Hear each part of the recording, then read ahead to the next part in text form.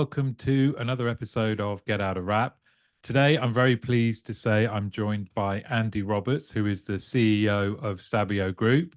Sabio, as all of you know, great supporters, great innovators in our industry. So I'm really looking forward to this. Andy, welcome to Get Out of Rap.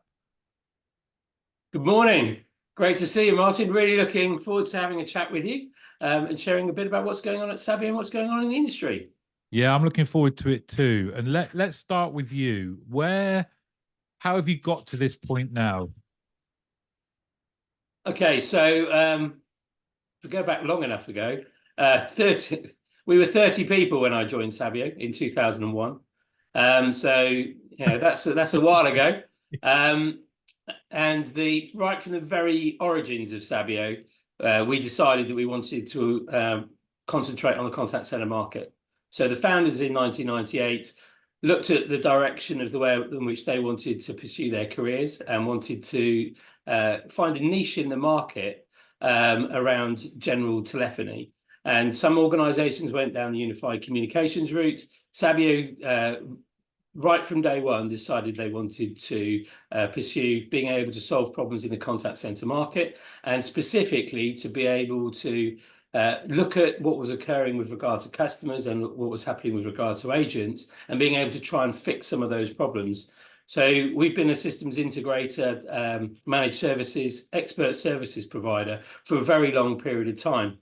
So yeah, I joined when we were 30 people, just UK orientated, and we grew the business organically up to about 2016.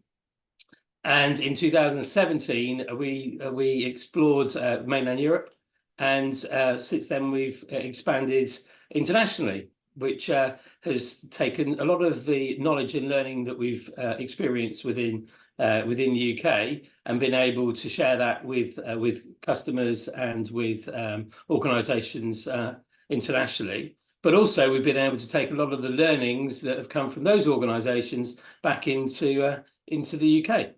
So it's been a very long, very interesting journey, but constantly evolving. And that kind of constant evolution and constant growth and challenge and all of those things, I guess, does it ever allow you, or have you ever just sort of reflected back and thought, there were 30 people when I started here. Now look at us. Do you kind of look at that in wonderment? What are your feelings towards that? We're a very, very people orientated business. And there's about 7 or 8 people out of that 30 that's still in the team. Our CTO and our Chief Innovation Officer, who's going to be presenting at Disrupt in a couple of weeks, both of them were at Sabio. Stuart joined in 1999 and Robin in 2000. So it's great to be able to see their careers progress. And they've always been at the forefront of the technology that we've looked to deploy. And what we do for organizations is to try and ensure that we are able to get return on investment, improve the bottom line for customers, but also to be able to improve the well-being for the agents as well. So it's great to be able to see it and to be able to work with people that become your friends over time. Yeah, there's nothing better, is there? And for you personally, in the different roles that you've undertaken, if there are people listening and watching to this that think, oh, I could never be CEO, or I want to be CEO, what would you share from a career advice point of view? So you may not know, but my background is nothing to do with contact centers or technology. I left university and went to work on the graduate training program for Lloyds Bank. Banking back in the late 1980s, beginning of the 1990s, you were a jack of all trades and a master of none. All right. Yeah. So a generalist would be the way I would define that. Life was getting more and more corporate in the beginning of 2000s, and I got the opportunity from my brother-in-law. He said, "Why don't you leave Lloyds?" And I had quite a big team there. I had 200 people in my team there, and he said, "Why don't you come and join me? I'll give you a 3-month piece of consultancy." And it was like, Hmm. But at that point, I wasn't married. I didn't have any children, and I thought, no, I'm gonna go for it, Yeah. and I'm gonna do something with some really innovative people. So Sabio's problem was that there was 30 people, but there was no there was no management or organization. There wasn't job descriptions. There wasn't career progression. There wasn't aspirational roles. It was just some really cool people doing some cool stuff. And I thought, well, that sounds really interesting. I'd like to be in the Yeah. middle of that because I've got different skills. So I think sometimes you have to take a risk, all right, and you have to back yourself, um, but always look to be able to find areas where you can make a difference. A good friend of mine said to me a while ago, he said to me, find something you're passionate about and make yourself useful. And if you do that, you tend to end up getting exactly where you want to. So, um, yeah, I joined Sabio as a being able to help to try and develop people, to try and help them be the best version of themselves. And hopefully, that's what I'm able to do within the group and the role that I do. So, I've done probably every single role apart from the finance role in Sabio, as in finance director role. And I've enjoyed doing all of them, but it's all about people and it's all about being able to try and find out their aspirations of where they want to get to and trying to help them to get there. I love that. And I love the combination of the passion and the usefulness because they're not often brought together in that kind of phrase. So that's definitely good advice. And everyone I meet or has ever worked with anything to do with Sabio, that focus on people always comes through. But if you were to explain to someone, a new team leader, a new contact center manager in our industry, what does Sabio do and what makes you different? What would you say? Um, what we try and we've got, you know, 85, 90% of the people in the organization are experts.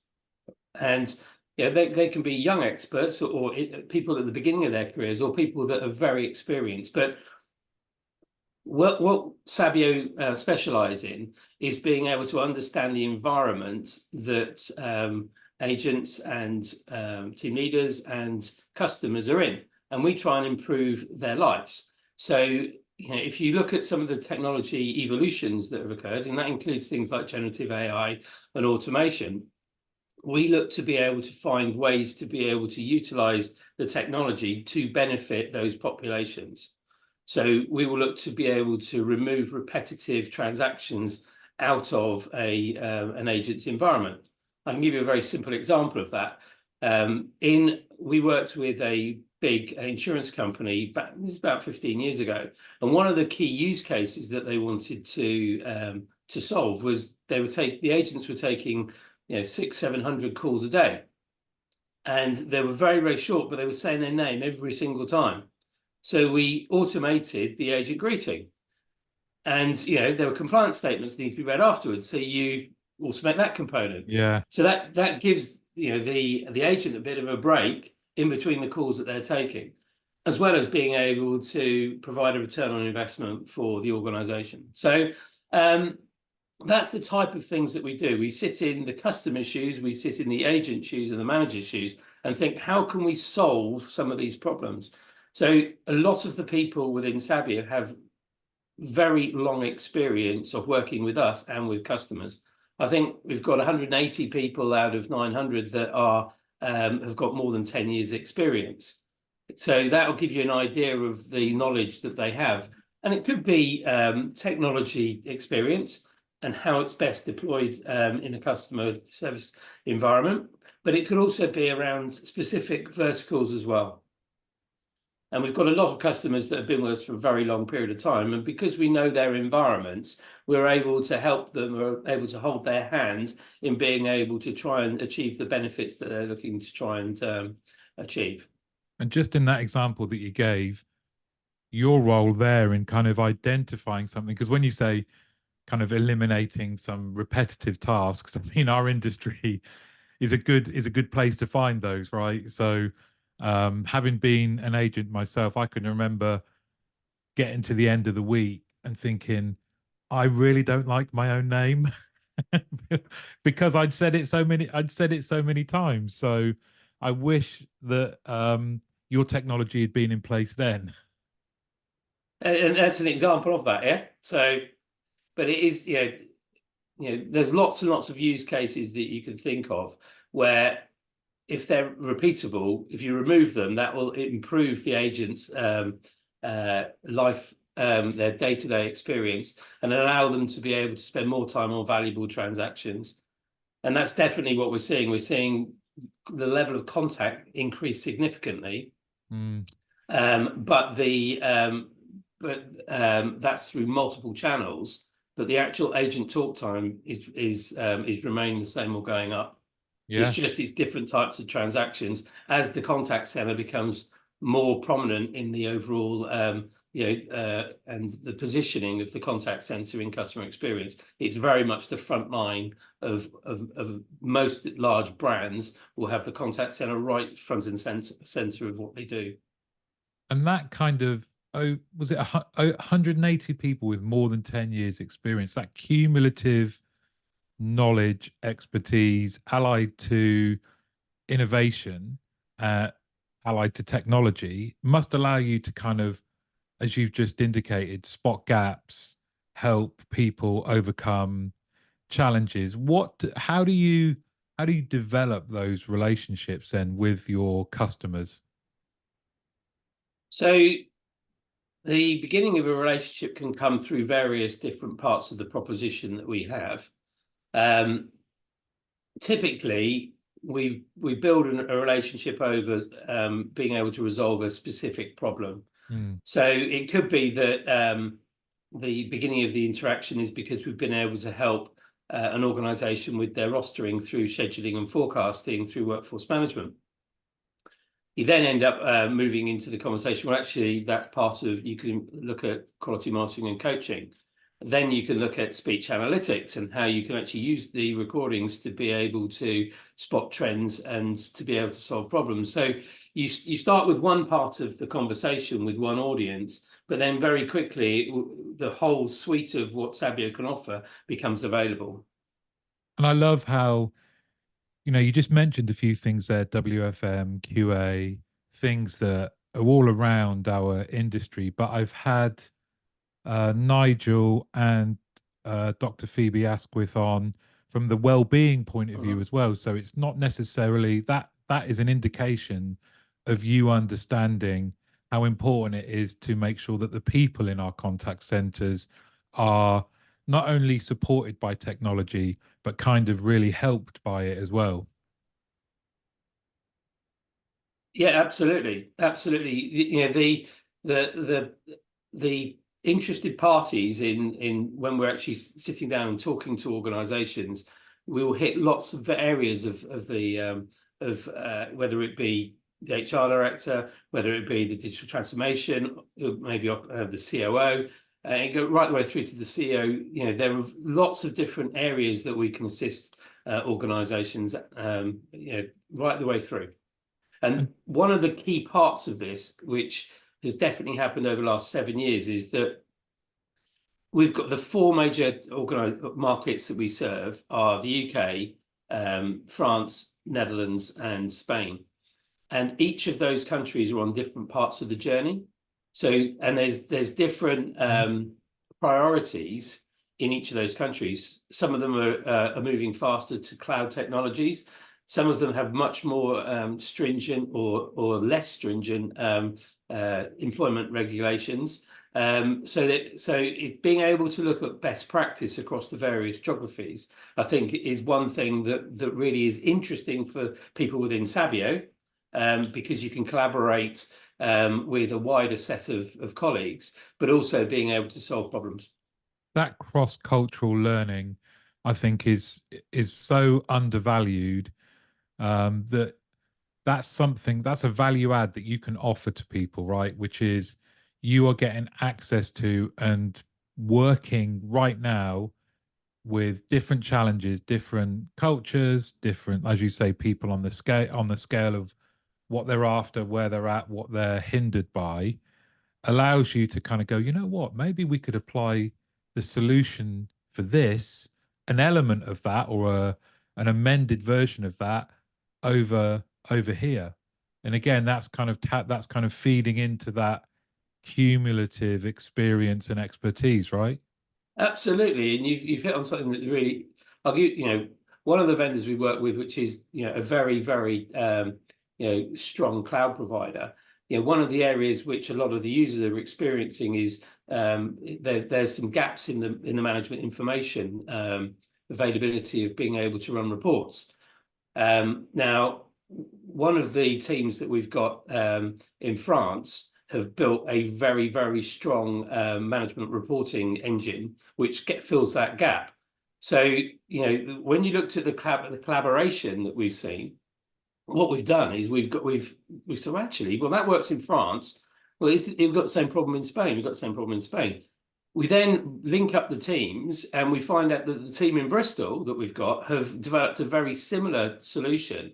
And now we've got nearly 40 deployments across Western Europe in some very large contact centers, utilizing our own enhancement IP to be able to complement what we've got from the vendors. So that's a really good example of how you can see how some of the very smart individuals that we've got from a applications perspective can spot a problem and then say, right, okay, I know how I can fix that for a customer. And the end result is that the management of the contact center have something that is much more usable, and it shows the value that we can add.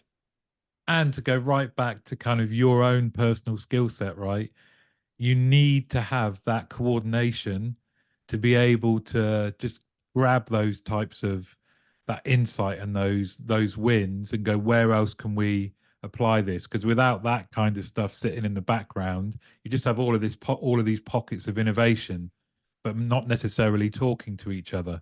Yeah, and it's really difficult initially because we're a combination of we've done a number of acquisitions, and you've got really smart individuals that are now in a bigger group, and each time you build from an acquisition side, it becomes a new Sabio. Every single time you have to reinvent yourself to be able to make the organization feel that everybody feels valued. And the best way of being able to do that is to be able to connect the communities together. And initially you think, well, what's on the other side of the fence? A little bit scared. But the thing is, it isn't like that. Because if you put technical people together that have an expertise, and it doesn't matter what it is, it could be automation, it could be around data scientists, it could be whatever it ends up being. And you put them together and there's a natural curiosity. And after the first, I don't know, 5 minutes, everything is they're having a complete and utter technical conversation to solve the problem. I'll give you an example. 2 weeks ago, the AI practice came together, and we've got teams in Scotland, we've got teams in Bristol, in Madrid, and in Singapore, and in France. Anyway, they're in the office, and I've had a bit of a meeting, and I go down to the other end of the office, and they've got pizza out, they've got beers out, and it's on. It's 7 o'clock, 7:30 at night. They should be out, having dinner somewhere Yeah. else, but they were deep in the technology, and they're all having these conversations, and you can see that it's all about solving the problem. And if there's one thing that I love about what we're doing, it's being able to share the knowledge and share the experience, because we want to try and solve issues for customers, and to be able to solve the end customers' problems, or the problems that the managers or the operational directors will have, or alternatively agents. So you bring the teams together, and because of the knowledge and the experience and the history of where they've been, and someone has seen it before, and if they haven't, they'll say, right, okay, how do we solve that problem? You achieve more, don't you? I mean, that room and that view that you had must have been, it's a personification of the passion and the usefulness that you mentioned. You've got passionate people who aren't aren't looking at the clock thinking, what time am I leaving here? They're like, oh, this is great. Their brains are firing, they're having fun. It sounds perfect. Um, as you're doing all of that, how do you and your teams kind of stay in touch? Is it through your customers that you will get the view from the contact center floor, the contact center manager, the agent, the team leader? Is it through your customers and your engagement with them that you're hearing those tales and experiences? Yeah, it happens through various uh, different means. So we run community days, all right. So, and those community days will be around subject matters. It might be AI, it might be workforce management, it might be omni-channel, it might be speech analytics, and you bring together users of those communities to be able to discuss issues. And they're run not from a commercial perspective; they're run from a operational and a technical perspective. So Mm. you're getting, real experts facilitating sessions with users. So that's worked really, really well. We had a bit of a lull and having to do a lot of it remotely went through COVID, but thankfully that's long past. So we're able to get people together again. But it's the same thing. You get people together.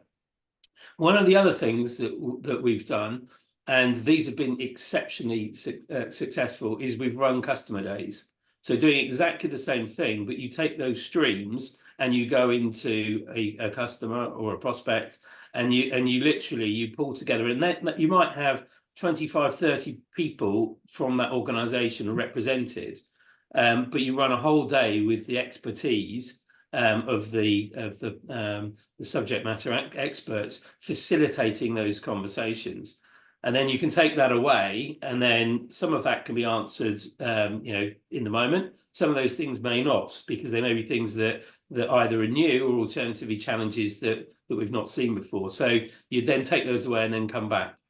But we spend a lot of time on customer sites being able to understand exactly what issues are occurring. And that can be at the beginning of an engagement. It certainly is during the engagement. So we do a lot of floor walking and a lot of hand holding to make sure that the knowledge transfers occur.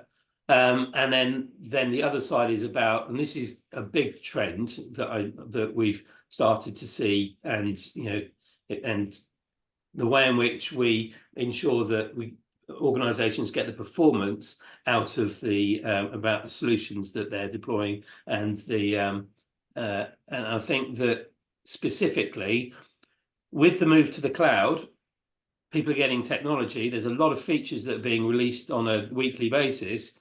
Being able to understand what they are, how Yeah. to use them, we're seeing the type of requests that we're being asked for moving much more from a technology integration or fix the problem to how do I use this function? How do I use this piece of functionality? How can I benefit from what I've got? So it's become much more of an advice and sort of performance operational excellence service that we can see ourselves and the market moving to.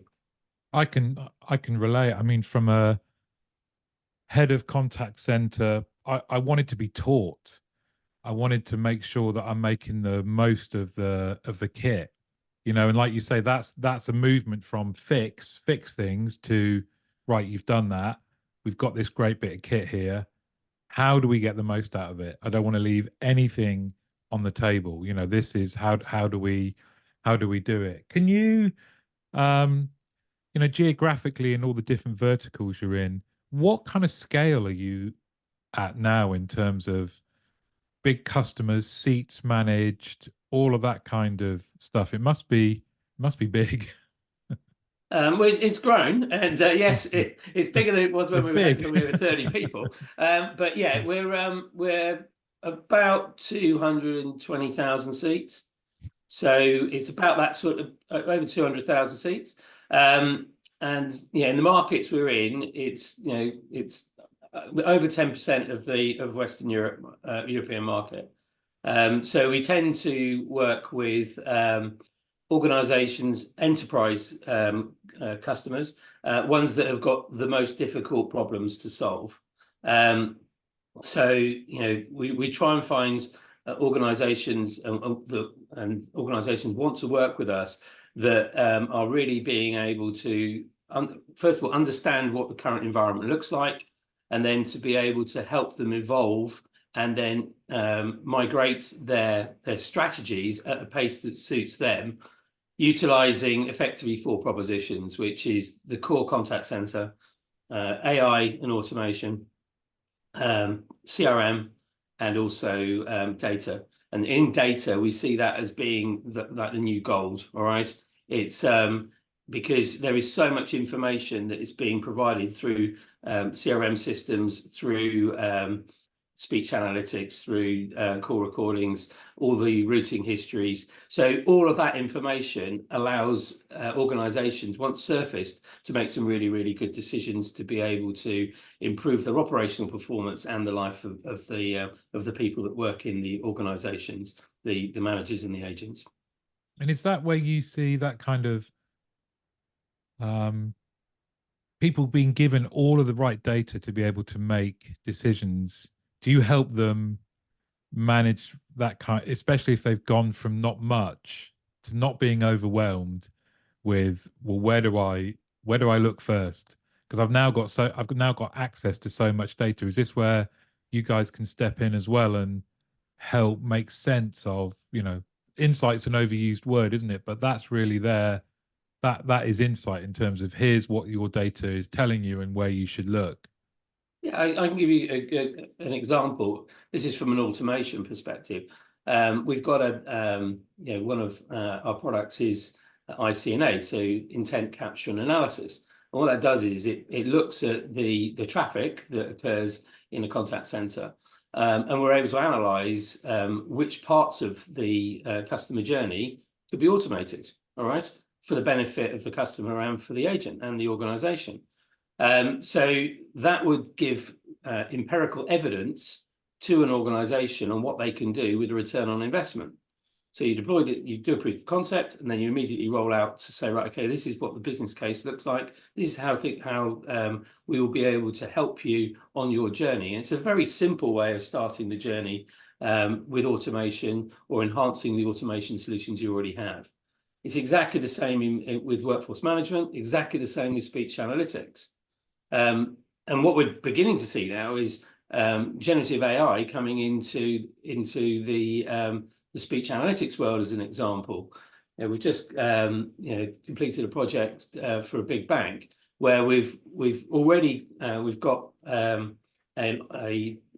team on site delivering speech analytics for a customer for return on investment purposes.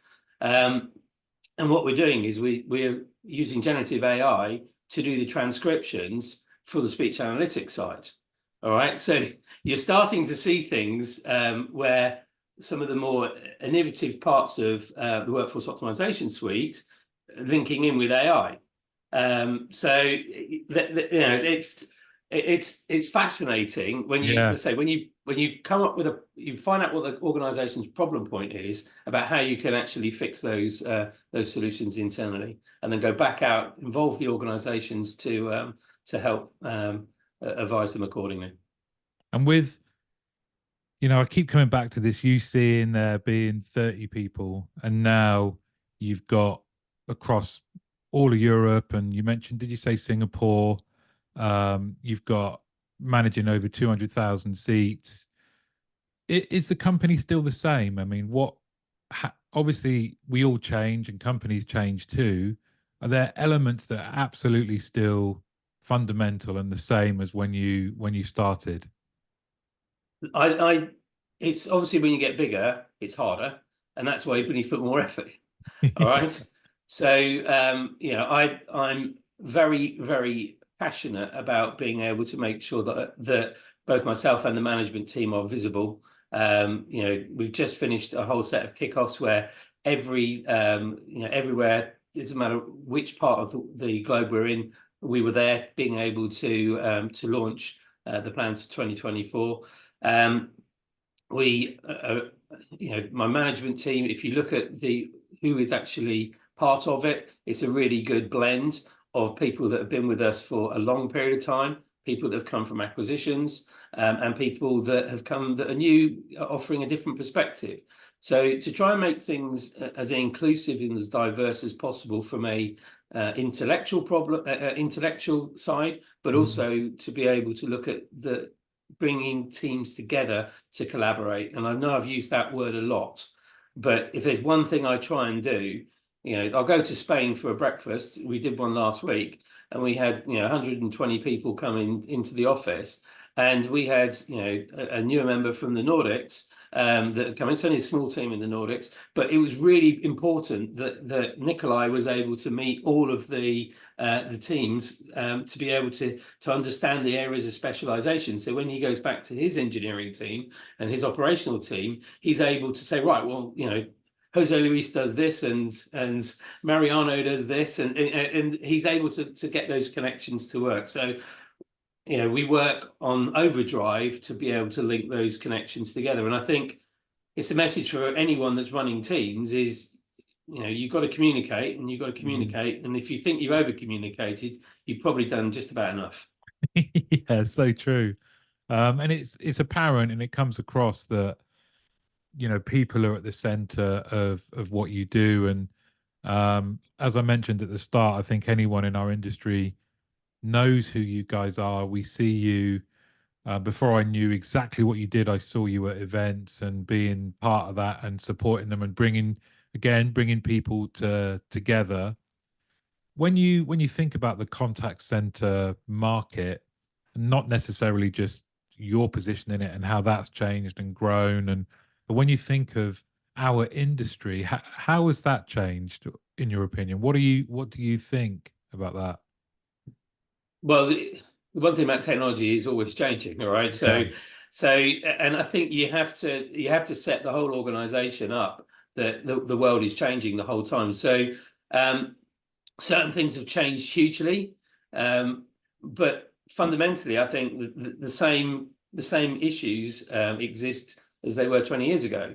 If you are contacting an organization, customers want to have their issues resolved as fast and efficiently as possible. Um, and so I believe that if you looked at the various different propositions that we have, I think that 20 years ago, voice was the most important channel. It still is, all right. But the world of omni-channel is definitely here. So you've got multiple channels coming in, but voice, if something is critical, if your car's broken down, you want to speak to somebody Yeah. immediately. If you're putting in a meter reading, you don't mind speaking to having it automated. So I think that the the criticality in the contact center of a live agent, I think, hasn't changed. But I think that what has changed is that people, and as a customer, as an end user, you want your issue resolved quickly, efficiently, and I think that demand is much more intense than it has ever been. I think from a sort of workforce optimization perspective, I do think there's many more tools that are available now to be able to improve the agent's life. And I think, and to be able to help with regard to being able to resource and schedule in more sort of equal measures and parity. But when we look at any use of technology, it comes down to making sure that the people using the technology know how to use it and can get best practice. And I think that is an area which constantly needs to be refreshed. From an automation perspective, we've been automating customer journeys since 2004. So I know you've had Klaus on before, and Klaus Yeah. joined in 2004. All right. So he's been his speciality is user-centered design and being able to get people to be happy to use the automation. That journey has moved from IVRs into natural language into chatbots, and now it's into generative AI. It's just, and there'll be something else that follows that. So if you look at the journeys of all these, it's always what's next, but the problems that they're resolving are still the same things. Klaus is someone that I can imagine not leaving that kind of room because he's so into working with other people and solving problems. That passion really came across when he came on previously. And I think whether it's Stu, yourself, anyone that I've spoken to through this medium, it always comes across how not only people focused, but how excited they are about solving problems, the technology that's being used, the development. And you are bringing kind of all of those things together at Disrupt. It's an event I love. Um, that is very soon. It is. It is 5th of March. So yeah, it is the 7th year we've run it. And it is what it says on the tin. It's designed to scramble a bit of your thinking. It's designed as a day out to be able to be challenged. We've got some very interesting speakers this year. I think there's 25 different speakers. And I love the fact that the themes, there's one part where you're going to meet the Sabio experts, and these are going to be the people actually are the subject matter experts that go out and speak to all the customers. So it's a really good way of being able to find out what other people are doing. So that's being hosted by Rob Scutchings. The piece that you're going to be moderating, I think, is going to be brilliant, because that's going to be about what's actually happening on the floor, what's actually happening in the real world. And I think there's 9, 10 different customers that are going to be speaking, sharing their stories.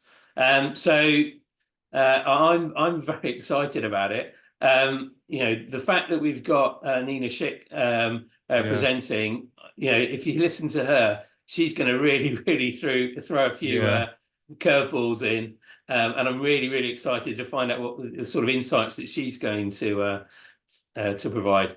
I don't know what Stu Dorman's going to do. I don't think we'll have a rap like we did last time round, Oh, come but he on. always pulls something out of the bag that He people does. aren't waiting for, aren't expecting. So yes, it's the 5th of March in London at the brewery, and then we've also got the 18th of April in Madrid, Brilliant. and it's exactly the same type of format that we're running there. I think they've got 12 speakers there, so it's yeah.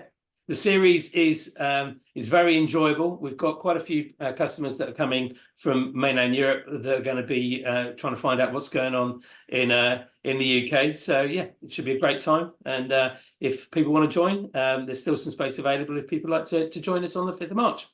It's a great event. I mean, I'm not just saying that because I'm hosting a panel. I've gone every year as an attendee, and I think a really good measure is you feel engaged because it's interesting. I've certainly come away with more. You get given notebooks at a lot of events. There's pages and pages. The only problem is I can't read my own writing when I when I get back. But I thoroughly recommend it, and hopefully I'll meet you in person. Yeah, absolutely, absolutely. I've got the summing up to do, and and last year it was my 20th wedding anniversary. I Uh, remember. yeah, yeah, and I wasn't sure what to say, and Vicky Nesbitt from Salesforce was very, very open on the stage, and some of the conversation, it's really real conversation, Yeah. and I thought, no, I'm going to let people know, because I'm not going to be with my wife on our 20th wedding anniversary, because I'm hosting, hoping, I'm wrapping up the session at the end of today, and yeah, it is a very real event with real people giving real stories. So I'm glad that you've taken lots and lots of notes, and I hope that this time round it won't be any different. Well, hopefully you didn't get in trouble, did you? No, but it did cost me, all right, as Good. you'd expect. And my daughter did work experience with us last week, and she's going to be at Disrupt as well. Oh, And great. in the prep for it, because she was part of the marketing team doing a work experience, she was with the team, and they said, and they were commenting, "Oh, I hope it's not going to be Andy's wedding anniversary." And in the background, Sasha said, no, no, no, it's not. And they said, how do you know? Are you a friend of it? And he goes, no, I'm his daughter. And at that point, it was this is a very, very productive meeting we're having today, isn't it? You make sure you go back and tell your dad that that's the case. So yes, it isn't going to be it isn't going to be my wedding anniversary. Although 4 days later it is my wife's birthday, but I've got plenty of gap between them. Okay, good, good. We wouldn't want to cause any problems. Andy, thanks so much for coming on Get Out a Wrap. I think it's been a pleasure to hear you talk about just how enthusiastic and passionate you guys are around helping customers, helping clients, helping our industry. And like I say, just in every interaction I have with anyone to do with your organization, that comes across because it's not necessarily just in grandiose statements or big clients won and things like that. It's in the day to day, and I've been lucky enough to see that. So, and you shared some really really key career advice, I think. So, thank you very much for coming on Get Out a Wrap, and I'll see you at Disrupt.